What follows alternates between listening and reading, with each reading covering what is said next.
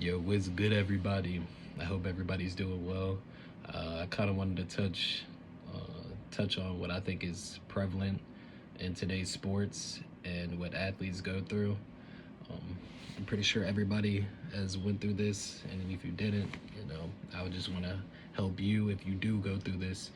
Um, kind of give you advice and how to get out of that, and which is self doubt. Um, but yeah, I wouldn't say I really went through it, but I have heard and seen athletes go through this where they self doubt themselves and they're like, "Yo, am I?" They see such and such be successful, and they question like, am I not good enough to be in that position?" And you know, I think personally thinking like that, it kind of defeats you. It defeats your morale, defeats you mentally, physically, and it doesn't it doesn't benefit you in any type of way. And how I kind of avoided going through that is focusing on myself and kind of stepping back. If I were mad about something or if I did see something, I'd just take that time to really focus on myself, think of plans, write down what I could do better, and be realistic with yourself. Focus on areas that you could improve at, because sometimes it's just not your time, and when your time does come, prove these people wrong.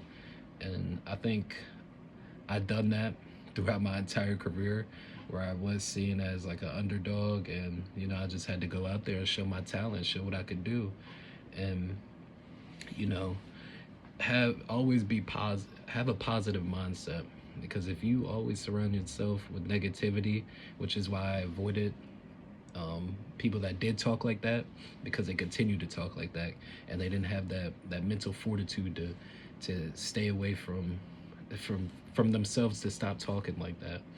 And that's why I said think positively, which I did write down where I could improve at. And I'm always real. I'm always my biggest critique.